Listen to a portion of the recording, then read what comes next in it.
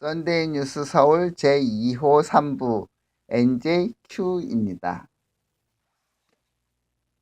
2부에 이어서 한 주간 새로 나온 이야기는 포항 지진에 관한 이야기였죠. 포항 지진이 지열발전소와 관련이 있다는 것이고 그 사실을 사전에도 미리 인지한 사람들도 있었다는 것, 그리고 금전적인 문제 때문에 그러한 사태가 발생할 수 있는 상황을 가속시켰다는 점 등 정신이 온전한 사람들의 판단을 가지고 수행된 국책 사업이라고 볼 수 있을는지는 답답한 노릇입니다. 뉴스 내용은 많이 들으셨을 테니까 다시 언급하지는 않겠고요. 이에 대해서 피해를 본 사람들에 대한 보상은 잘 되고 있는지, 정말 다시는 이런 말도 안 되는 사건이 발생되지 않았으면 합니다. 하나뿐인 지구가 환경오염, 온난화 등등 이것저것으로 상처투성이인데 그곳에다가 위험 가능성이 있다는 것을 알고 있는 행위를 하여 문제를 발생시켰다는 것은, 그리고 그 문제에 대한 피해는 일부가 아니라 광범위한 일반 국민이 받을 수 있었다는 것은 이 문제가 잠깐의 뉴스로 끝나서는 안 될 것임을 분명히 나타내주고 있다고 봅니다. 국책 사업의 문제가 아니라 사업 자체를 수행했던 기관과 사람들의 문제라는 것입니다. 이들에 대한 단호한 처벌과 피해자에 대한 당연한 보상이 꼭 수행되어야 할 것입니다. 그 외에 한 주간에 여러 회사의 주총이 있었고 대한항공 조양호 회장이 주총에서 대표이사 재선임에 부결된 뉴스가 있었습니다. 국민연금의 스튜어드십 코드의 행사와 외국 투자가 등의 반대로 부결이 되었죠. 그렇다고 그 사람이 당장 실업자가 되는 것도 아니고 경영권을 상실하는 것도 아닌 모양입니다.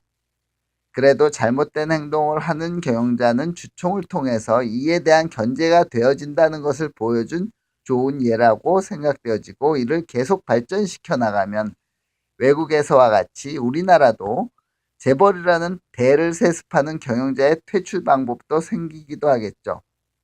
북한의 세습에 대해서는 비판적인 보수도 재벌 세습에는 관대한 것 같은 느낌은 왜일까요? 그런데 국민연금의 스튜어드십 코드에 대해서는 문제점도 있어 보이기는 하죠. 정권이 바뀌면 그 성격이 정권에 따라 기업을 쥐락펴락하는 권한으로 변할 가능성은 우리나라 정치판을 봐서는 분명한 일이니까요. 그보다 국민연금에 대한 그 공단의 경영과 인사와 이러한 것들은 국민에게 세수돼야 물처럼 깨끗이 보여주는 제도가 있어야 하지 않을까 합니다. 그것은 정말 모든 국민의 것인데 도대체 어떻게 경영이 되는지, 뭘 하는지, 누가 했는지 알려진 것은 하나도 없어 보입니다. 그렇게 공단이 낱낱이 공개된다면 스튜어드십 코드의 전행도 방지가 가능할 것으로 될지 있을 것 같습니다.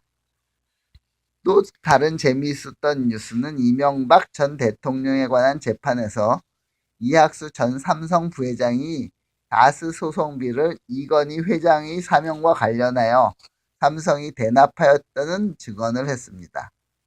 숨기는 것도 한도가 있지 언제까지 숨길 수는 없을 테니까 사실들이 차츰 드러나는 것이겠죠.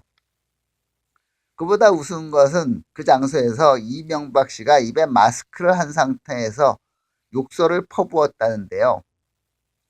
이명박 씨는 구속되기 전에 본인 때문에 곁에 있었던 사람들이 다치지 않았으면 해서 어쩌고 한 뉴스를 한 적이 있었는데요.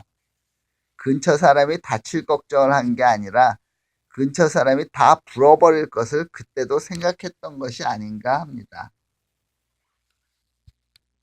한 주간 외신 중에 하나는 영국 하원에서 EU 탈퇴 협정이 부결되어서 노딜 블랙시트의 가능성이 커졌다는 이야기입니다. 블랙시트의 장기 연장이 아니면 노딜 블랙시트 중에 하나로 결론이 날 것이라는데, 영국과 유럽 이야기지만 지금 세계 경제가 침체되고 있는 시기에서 하나의 악재로서 주시해 보아야 할 문제인 것 같습니다. 미국과 중국 간의 협의는 잘 되어가고 있다는 소식이 간간히 나오기는 하는데 각 나라의 언론 프레임인지 언론 플레이인지 확실치는 않던 모양인데요. 관련해서 세계증시는 미 중간의 협의 결과에 눈치를 보는 현상을 보이고 있다고 생각되죠. 제가 점쟁이라서 협의가 잘 될 거라고 점치게 된다면 빨리 ELS 해외 펀드를 사야 될 것이니까요. 협의가 잘 되어 증시가 좋아진다는 신호를 보이면 ELS 해외 펀드 수익률이 떨어지게 되니까요. 금값은 계속 오르는 추세를 보이다 주 끝에 해외, 국내 모두 하락을 한 상황이고 그래도 아직 추세는 꺾어 보이지는 않습니다. 그러나 중미 협상으로 증시가 좋아지면 금값도 꺾일 가능성이 있죠. 다음은 생활 문제 하나입니다. 오늘은 우유 가격입니다. 보통 우유들이 1리터, 500ml, 340ml씩의 규격을 가지고 판매됩니다. 그러면서 각 메이커가 특징을 보이면서 가격도 조금씩 차이를 나타내는데요.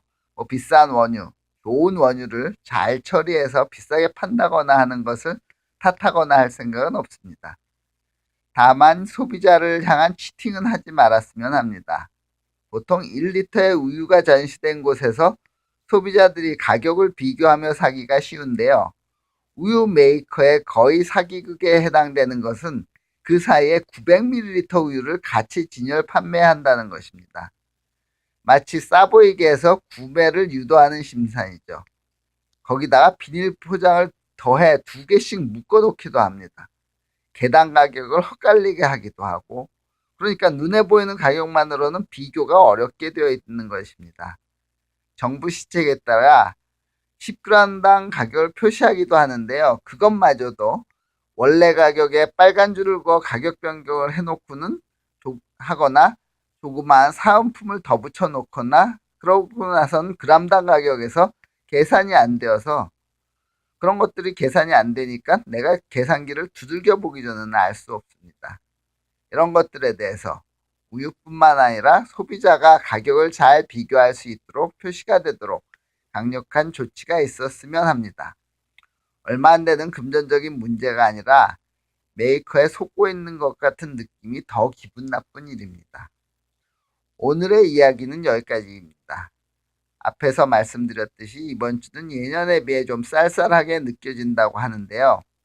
그래도 봄꽃 소식은 남쪽으로부터 진해, 군항제 벚꽃, 남부지방 산들의 철쭉 등 가까이 오고 이번 주부터 즐기실 수 있습니다.